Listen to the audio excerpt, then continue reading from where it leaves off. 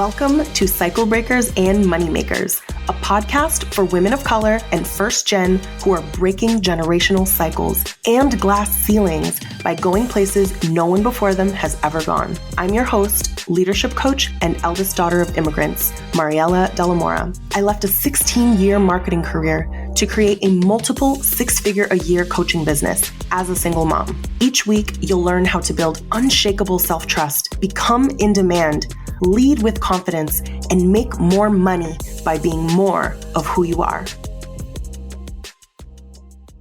Hello, everyone. Welcome to Cycle Breakers and Moneymakers. This episode is actually going to be about both breaking cycles and making money, and the cycles that I had to break as a single parent who grew up as the eldest daughter of immigrants, hearing all kinds of very real, but like scarcity stories from parents who grew up being really poor. And even once they immigrated to California. And I am sharing this because I think it's important to hear perspectives about money from people who came from the absence of a lot of different privileges that would make it easier, I would say, to have a safe relationship with money and to grow it in outside of the workforce and conventional ways beyond just saving it and holding on to it. Because as many of you probably listening, you probably didn't grow up with anybody being like, you shouldn't save your money, watch your money. You know, if anything, invest it in a 401k, usually not a very high risk one. Like those are things that are not typically, like nobody thinks they're crazy, right? Like you may have grown up thinking money is hard to earn and it's hard to hold on to. You may have watched your parents even come into a little bit of money or more money and finally get out of like survival mode, and then they lost it, or they made a bad business investment, or there was gambling, or they were too nice to people and like giving people money, or like different things. I know so many of my clients. I've heard it all, you guys. Like this is a thing about coaching daughters of immigrants and mostly coaching folks who are the first in their families to really create new ceilings for themselves, that they are sitting on so much like grief, fear, past mistakes, things that they're really trying to not repeat. And also those things get in the way. They also get in the way when it comes to growing a business, because the job of your revenue in a business is for it to move and for it to have a job to do, not for you to hold on to it. And this is also why I, just looking around in terms of, I know that I'm not seeing the whole world here, right? But I don't see very many folks from like deep scarcity backgrounds hit six figures. And if they do, multiple six figures tends to be very elusive. Like if you really look around, and I can tell you why, because I'm a person that's hit that multiple times, of like where my relationship with money had to drastically change in order for me to get there. It's kind of like I couldn't take my safety with me, but I also couldn't ask myself to invest as if I had a husband with a multiple six-figure job, right? So what I'm going to share with you in this episode is truly like how I had to redefine my relationship with money and how I think about investing and the job that my business revenue has to do in order for me to sustain where I am. Okay, because we're not entitled to sustain our results. If you pull investments and you pull money from things that are helping you just stay where you are, even if it's not growing. And for me to just feel safe to experience more of the ups and downs. And literally that is why the six-figure mark is tough. I'd say like you don't see it as much, but like definitely multiple six figures is tougher to hit and sustain multiple times to hit multiple six figures because of the level of risk, that perceived risk that the business owner has to take on and the redefinition of their relationship with money. So that's what I want to talk to you about, because as a breadwinner, as someone who takes a salary from my business every single month, I have been in business since the beginning of 2020, and I've never not paid myself because I pay my bills with my business, right? I've lived in San Francisco for most of the time. I lived in Oregon for a little bit of the time. So when I think about it, I actually can't afford for my business to not do well and not profit. But sometimes we think we're making sure we get paid and we're actually pulling the rug out from under ourselves.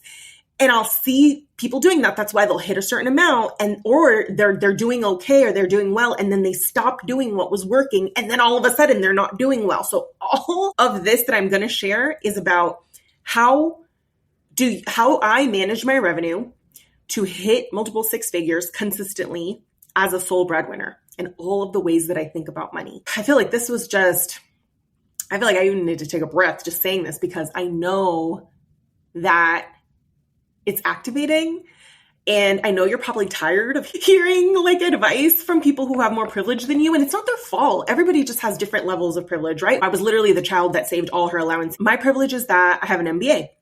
I have 2 master's degrees, and I know that I'm valuable in the market, right? In terms of as an employee. Granted, the job market's shit right now, but I know that if I really needed to, I could reach out. Like my value in the market is still of like at least 200K, if not more, in a salary, and that's the privilege that I rest on. Now I also have savings. There was a time that I didn't, so I know that that's a thing that I really rely on. So we all have to have just enough privilege, just enough of a safety net for us to even be here as entrepreneurs, because it really tries us, right? It really does. But also our own desire to protect ourselves financially and in other ways also prevents us from actually creating the thing that we want. Even if you were like, Mariela, I don't even know if I want a multiple 6-figure business. Fine. But even for you to maintain where you are peacefully and get to the point that you being able to take a salary from your business feels more secure than a job. That's what I mean. That's the sort of peace that I had to work really hard to create, is knowing that me being able to pay myself, that the company is always going to have money to pay me, right? Because when you worry about the company having money to pay you because you are the company, you just walk around and you're freaking out, especially if you're a full-time business owner, right? So for me, the ultimate form of freedom and what I want for all of you and what my mission is, which is why you don't see me promote flash in the pan results of like a such and such month, a such and such month. I'm like, we shouldn't even be allowed to talk about months in the industry. Talk to me about quarter, financial year, like consistency. Talk to me about the bigger picture. There is so much bullshit out there where people are taking one individual win out of context and then it's not repeatable. Because I always think, okay, if someone had a such and such month, so can we safely assume if we multiplied that by 12, that that's the person's result? You know what I mean? So and generally the answer is no. We're taking one win and then we're highlighting it. But what I'm talking about is consistently knowing that you can create profit, maintain profit, or bounce back without pulling the plug on shit you need in your business. This is so important, especially if you, like many of us, had a hard 2024 and have been affected either by mental health or the economy or clients reacting to the economy, right? So this is all a love letter to you. You may be triggered by some of the stuff I'm going to say just because I'm going to tell you, because I think just even hearing me talk about how I think about money might be a little activating, because you might think that you're going to hear like a softer approach to it. And you are in some ways. I'm going to validate you. But I also will say that the only reason why I've been able to create what I've created is because I've made these shifts. Okay. So what I'm going to talk about in this episode is what is the difference when you are a breadwinning CEO, meaning you have to pay yourself, versus when you can reinvest all or most of your profits, when you don't need the money. Basically, if you aren't totally 100% providing for your life, for your business, very big difference. That's what we're going to talk about as number one. Number two, we're going to talk about how to think about business revenue like a CEO versus like an employee. Okay.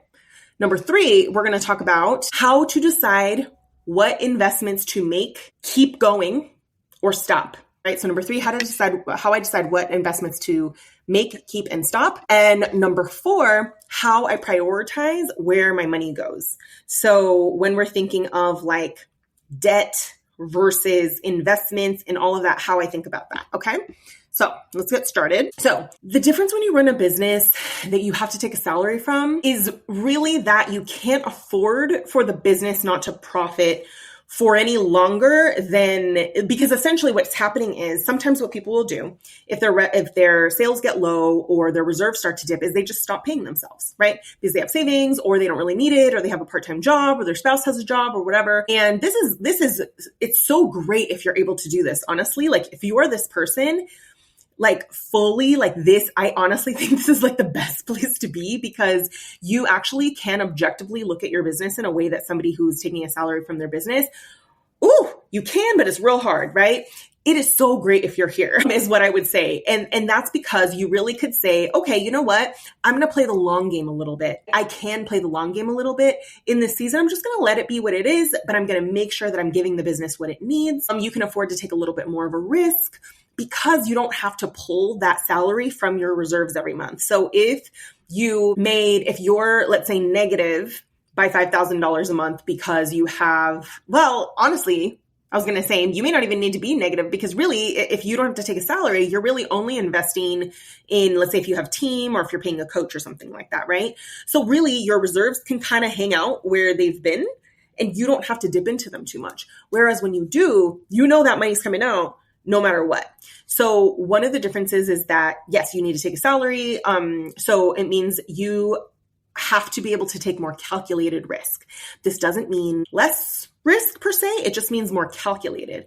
So this does not mean doing everything yourself. It doesn't mean cutting investments that are solving actual problems in your business. This is where I say calculated because there's some investments that if you cut them, you'll make less money. Like you have to know what that is, what's propping it up. We're going to talk about that. And you really have to assess really like, what are my core problems and how can I make sure to solve them? Sometimes people think because you're more risk averse that like you're automatically cutting back, but it really means being a lot more clear about what investments are going to help you, number one, maintain, and number two, grow if that is even in your desire, because not everybody is aiming for a growth year. So that's the difference between having a business as a breadwinner that has to take a salary versus not, is really the fact that you have to take more calculated risk. So number two, how to think about your business revenue like a CEO versus an employee. So the way that I see this, and I didn't always think this way, but I do now. I mean, I think I learned this pretty early on because I don't think I would be here, is that the business owner mentality is business revenue is not mine. It's not my personal money. My business revenue has a job, and its job is to allow the business to profit and to operate. Employee mindset is the business revenue is mine, that you think not spending it means more money because you get to keep it because it's sitting in your bank account versus every dollar has a job to do. That is CEO mindset. This doesn't mean that all problems need to be solved by investing, but you need to be solving the problem. Do you need better business boundaries? You have to be solving the problem, right? Is this dollar better off sitting in my bank account, or is it going to do a higher ROI job by me paying it to this provider? What's the money going to do if I hold on to it? It's going to sit there in my reserves and make me feel safe, and possibly it can contribute to me paying myself. So you have to think, is the dollar better off in my bank account, or is it better off like paying this provider because it's going to solve this problem? So this is honestly the difference between hitting multiple six figures, because what's going to happen at a certain point is that it's going to require a little bit more risk tolerance than you're used to. You have new problems. And that will mean that this doesn't always mean like spending more, but it might. So sometimes I'll see people not hire when they need to hire, they may avoid like up leveling their image and their brand when they actually like really need to. And they just will kind of keep doing what got them there. And then they'll cap and then they'll just stay right there, or they'll slip backwards, right? So it is really important for us to make sure that like our business revenue is doing a job, that we're solving the problems that we have, because we always have new problems. There's literally never going to be a day where you don't have problems. If you don't have problems, you don't have a business. If you don't have problems, you have a hobby that you just pick up whenever you want. Problems are necessary and useful for your business, and you should always be solving them, right? So employee mindset is I'm going to save money and all the business revenue is mine. One thing that I would say about this as well in terms of business owner mindset is to think about like, if every dollar has a job to do, where might pulling a dollar cost you $10?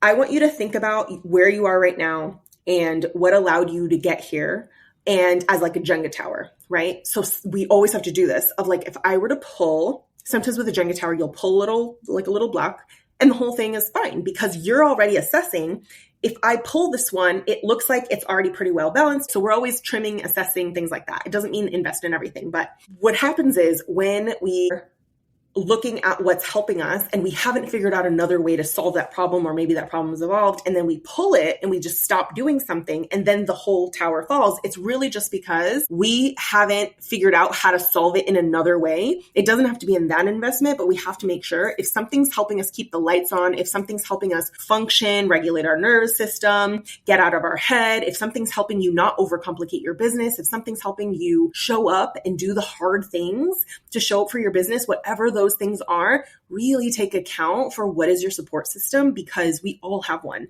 And the bigger the business, the more support is involved. And people don't realize that, but it's like bigger your business is, you can't pull those necessary things. So that's what I would say. You also want to make sure too that if you are pulling something, that you have a backup plan, and that backup plan is not overly optimistic. Because sometimes what happens is we think that the backup plan is very smart, but like it's too optimistic. So like, in fact, it doesn't actually end up working. So we really have to think about like, if I already am having a hard time, what's going to happen if I stop doing this, right? So those things are all important. It's like, it's our job as a business owner to solve problems, know where we're solving problems with our time, where are we solving it with a system, and where are we solving it with an investment, and how we show up to it, right?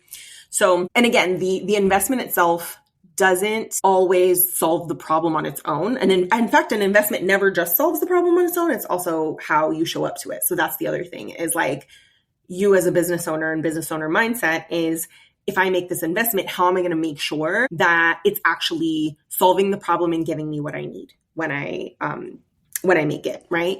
So that's the difference between thinking about your business revenue like a CEO versus an employee. Every dollar has a job to do. You're not entitled to sustain your success. Really taking an inventory of what helped you create your current results. And if you were to shift something there, what would be your plan? Make that plan not very optimistic, like really think about how am I going to help myself get there, and going with that, because that's your job as a business owner, is to make sure that your money has a job to do, that it's solving your problems, and not necessarily just like sitting in a bank account, because that also can make sure that you not only not maintain, but that you slip backwards. And the reason I say this is because I do have to take a salary for my business. So I'm just like, I can't afford to do that. So in a way, I can't afford not to take certain risks. I can't afford not to make certain investments because they're connected to my profit. So what I will also say with this is, okay, so here we're going to go into how do I decide what investments to make, keep, or stop. So what investments to make is, what are the present problems that I have right now? What are the profit gaps that I have right now that are directly in front of me?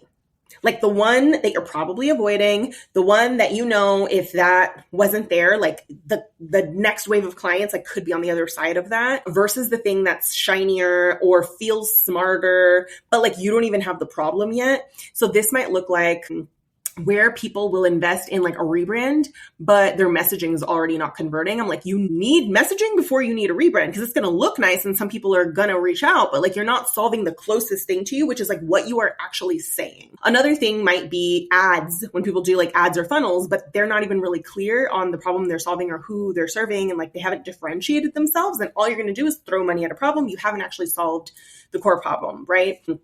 I did this once when it was like, oh, I want to land like press features, like to be in the press. And later I was like, why are you even doing that? Like, how is that going to actually solve? That's not even going to solve anything. Like, you're just throwing money at a future problem. So really look at like what's in front of you.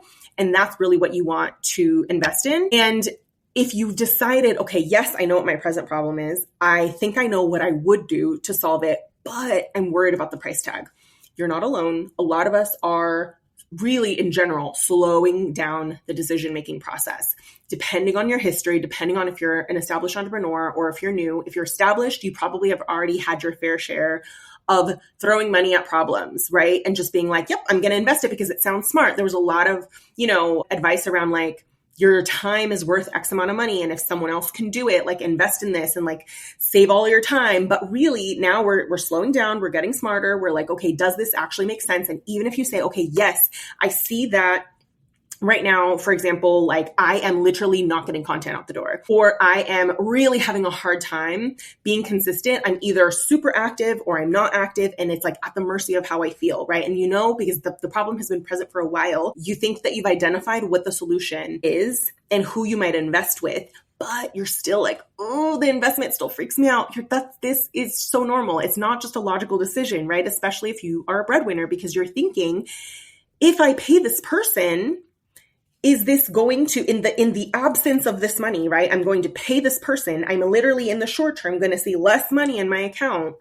And if you're really activated by that, you're just like, okay, but like what's going to happen afterwards, right? So I want you to take those questions to that provider and then think, what are all the possible upsides that will help you break even or more, right? So if I invest this money, what are all the possible upsides that this could present that will allow me to, like I said, make at least this amount or more? And what would that mean for how you need to show up to it and how you can take full advantage of it? And then think, if I know that this is going to help me and I don't do it, what am I already losing by not solving this? Because sometimes we just happen to be comfortable in the results we're getting until we solve the problem, that we're just like, I'm just not going to solve it. But like, you also are already, in some cases, there's an opportunity gap there, right? Like there's an opportunity cost where there's things that aren't happening, leads that aren't being generated, sales calls that aren't being generated because you're not solving this problem, or peace that it's costing you because it's so hard to show up because you're not solving something that you as a human need in your life, right? So what am I already losing? What is it already costing me? And are you okay with that if you weren't going to make it? And if you don't make this investment, then how will you solve it? How will you solve this problem, right? Because sometimes you can say, I know that this will help me, but the price tag itself, I just can't get my safety around it. I can't tell you what your level of safety is. Granted, it's not always going to feel safe, but you have so much more context than I do. Like anybody, like you have so much more context. So I really want you to think, what are all the possible upsides? To make sure, if it's truly, truly about the investment, what are all the ways that this, in the amount of time I'll have the support, that I could make that amount or more? And how will I also be a better, more aware, more skilled, more resourced person separate from the investment? And if you decide not to, then how else can you solve it? And just being aware of what is it already costing you to not make it. So I have to do that, because if I don't think about it from that perspective, every investment feels risky to make. But the most important thing is this a pressing problem that's directly in front of me that I experience every day, that I've kind of been in for a while. So I know that it's not fleeting. Like I kind of know I'm sitting in it. And I really, truly believe that this would help me. Like that's what I want you to get at. If you're there, these are the questions that I would ask, is how do you kind of make sure you identify what all the upsides are, and how would I make sure that I get to take full advantage of those upsides, right? So that's investments to make. This is how I decide what investments to make. Here's how I decide what investments to keep. So if I'm already spending on something, if I'm already in a mastermind, paying a coach, paying a somatic therapist, a team member, all those things, right? So I think about is it helping me? How is it helping me maintain where I am or not slip backwards? Because sometimes we think about investments as growth, but then what happens is you hit a non-growth year and then you want to pull your support. And then what happens is maybe you were losing 20%, but now you're going to lose 40% because you cut what was allowing you to only lose 20%. Like, we're not entitled to grow every year. We're also not entitled to sustain our results, but we really have to be aware in that Jenga tower, what are the investments that are holding up the tower, that if you were to pull that Jenga block, the whole tower would topple or it would become wildly unstable. Like, we really have to think about that when we're deciding, I'm already spending on this. Do I keep spending on this? Do I keep investing in this? Right? So that's the question that I would ask, is what role does this investment play that has allowed me to get here, or even just sustain where I am? Or if you are at a loss, how is it preventing me from losing even more possibly? And the way that I think about this is, how has this investment benefited me recently? And what would I have done otherwise? So I think about how sometimes I'm with coaching. It's so funny. When I go to my coaches, I rarely ever ask any sort of strategy, because I already know that most of my help really is just me, myself, my safety, not complicating things, me putting such high standards on myself, all the things. It's basically me. I'm the problem. It's me, right? But that's so valuable because I think about this all the time when I think about reinvesting or re-enrolling or, team members or things like that. I think, what would I have done if I didn't get to have that conversation? What would I have done if I didn't have that clarity? And I see that trajectory. It's kind of like there's this train that's on a track, and then there's the train that my freaking reactive ass brain would have wanted to go on. And it's a sidetrack and it has hella rocks on it. And I'm like, ooh, I see where that was going to go. I was going to burn myself out. I was going to way overcomplicate this. I would have gone down this path. I'm so glad I didn't go down this path. I'm constantly checking to be like, oh, thank goodness I was able to have that investment. And I know right now, if I didn't have it, that's exactly the freaking path my brain would take me down. I need that checking. I need it.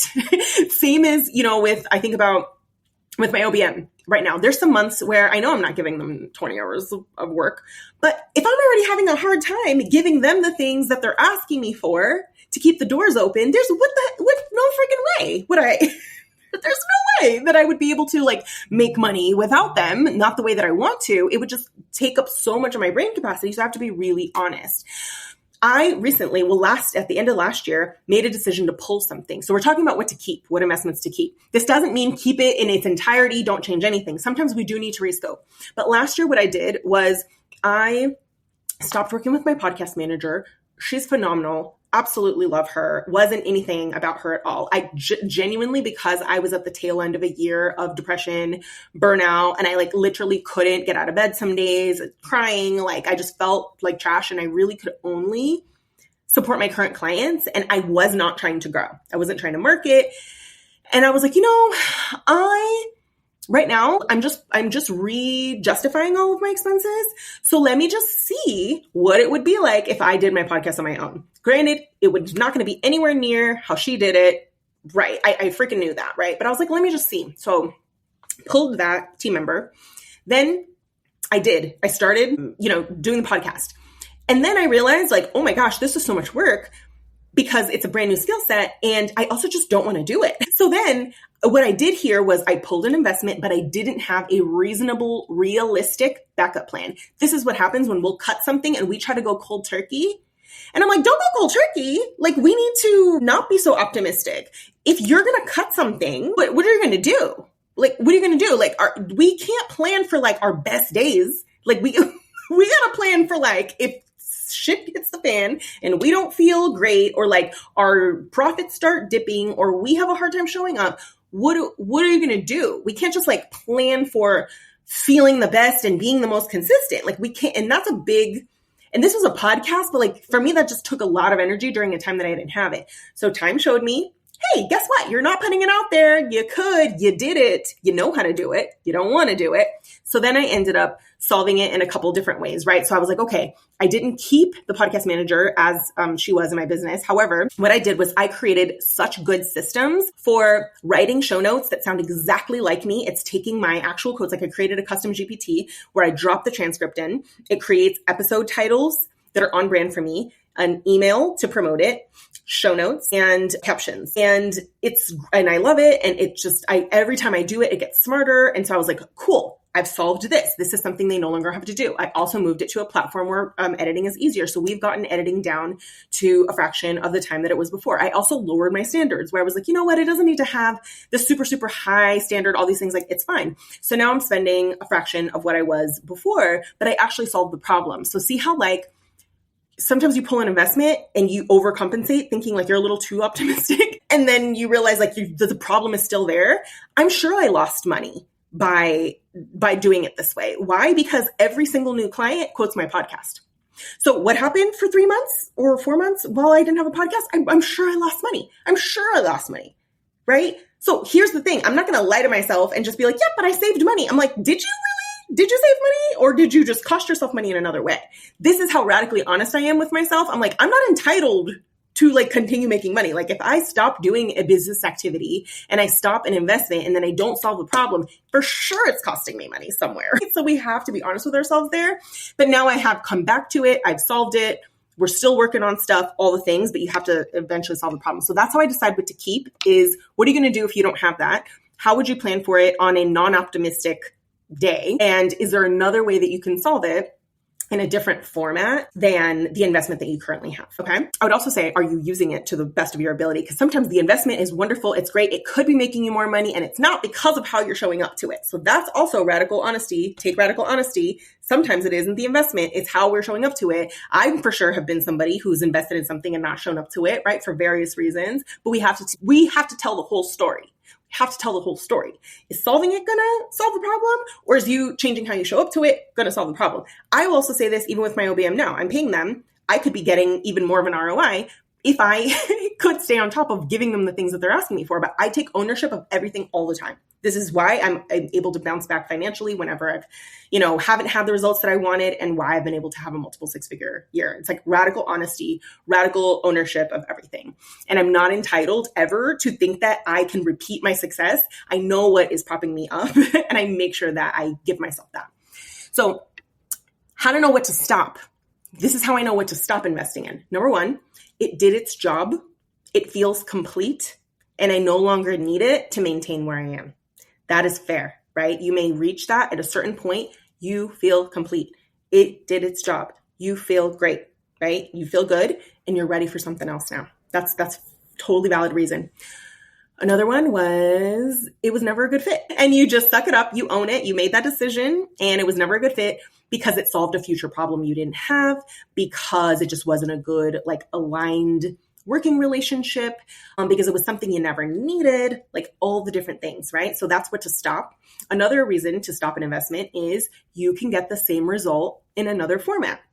So with the podcast, for me personally, I was just like, okay, can I get a similar result in a different format by solving part of it with systems to cut down editing time, lowering my standards a little bit, and then having my team take care of some of those parts, right? So it's all up to us, however we want to do things. But I stopped a particular format of an investment, but I didn't stop the delivery of that activity. Okay. So that's important. That's how I decided to stop. So far we've talked about the difference between being a business owner who takes a salary from their business versus one who gets to reinvest their profit, and kind of how we approach risk. Number two, I talked about how to think about business revenue like a CEO versus like an employee. Number three, we talked about how I decide what investments to make, to keep going, or to stop. Okay. Now, number four, this is how I prioritize where my revenue goes. So this is going to be dependent on the person and your level of safety, and do you have revenue sources somewhere else? But for me as a breadwinner, there's a couple things that are important, and you may not think that this would be my number one, but this is actually my number one. My number one of where I prioritize where my money goes is my ROI supporting investments. It isn't even paying myself. I literally would be if I had to put shit on a credit card and not pay myself, I need to make sure I don't cut myself off. I need to make sure I don't pull the Jenga block that's holding the whole thing up. I prioritize my ROI supporting investments because I can't cut off the faucet that creates the profit. The faucet is different things. It's access to myself. It's rest. It's my self-trust. It's coaching to help me, clarify my brain. It's all these things that things would fall apart if I didn't have them. So I prioritize, number one, my ROI supporting investments. Number two, then it's my salary. Because I need to pay myself, because if I don't pay myself, it is, it's either, and when I say this, it means from my reserves. Because there's some times where I don't make cash in is less than goes out. That happens a lot, right? So cash into the business is a certain amount, but I have reserves. So I'm still able to pay myself. There have been some times where I was just okay, let me put stuff on a credit card so that I'm not taking them out of reserves as much. I had to do that to offset a difficult time, but my salary still comes next. I never stop paying myself. It would just be if I had to put stuff on credit cards in order to pay myself, then I would just do that. But I never stop my ROI supporting investments. Number one, ROI supporting investments. Number two, my salary. Number three, business reserves. So I like to have 6. I've had way less than that. I've had more than that. But 3 to 6 months for me makes me feel like I can ride the waves and not feel super reactive. So business reserves, you can calculate this number based on how much money do you need to pay yourself every month and your operational expenses. So if you add those, then that will tell you this is how much comes out of your account every month to keep the lights on and to pay yourself as the business owner. So multiply that by 3, multiply that by 6, that's your business reserves. Then after that, once my business reserves are at 3 to 6 months, depending on how I'm doing, like I know that if I'm down to 3 months, but I know that I'm launching or something, I might be like more comfortable with it being lower. So Pi has probably, my daughter, Adriana, she has about like probably 10K in there. Well, it's probably more than that by now. And it's a trust fund. But I'm like, she's the last one that needs it because homegirl is going to have millions of dollars anyways, just by me not touching it. But like I am in my 40s. So like I need to make sure that once I'm paid, my ROI supporting investments are paid and my business reserves are there, I need to make sure that I am then transferring and paying myself or paying into those investment accounts for my own wealth building. And then I will pay hers. So that's how I prioritize where my money goes. And the important part about this is that you won't have as many questions about, is my money doing its job? So earlier in the episode where I said, is your money doing its job? This is exactly what I mean by that. So that being said, I hope that this episode was helpful. I say this because I want you all to feel safe to continue to grow, to understand how to see your revenue and your business as something that supports you and is almost like water flowing through your business. Like you can't stop watering the plants if you want them to grow. And that's another analogy of how I see money is it's water and you can't just cut off water, right? Like you can make certain tweaks. It doesn't mean you solve every problem with money, but you have to solve the problem, right? So I want more women of color. I want more daughters of immigrants to be able to have more than just enough. And we're no longer in survival mode. We'll pull back and then we'll kind of make sure we're always struggling because we're motivated by struggling. Like, I know that's going to get real deep, but like that's another thing. When you are used to struggling, sometimes that's where you're the most comfortable. So sometimes even if you know that something can help you, you're like, well, let's just see if I pull it. Let's just see if I do this on my own because we're so used to struggling and I don't want that for us. Okay. So please leave me a review and leave me a comment if this episode resonated with you. Send me a DM on Instagram. That's where I hang out most often. And if you are looking for support in this coming season, private coaching is open. I have spots for both monthly calls for 6 months or bi-weekly calls for 6 months. And the investments vary. If you go to my Instagram, there's a link in bio that has the different options there. I would love to chat with you.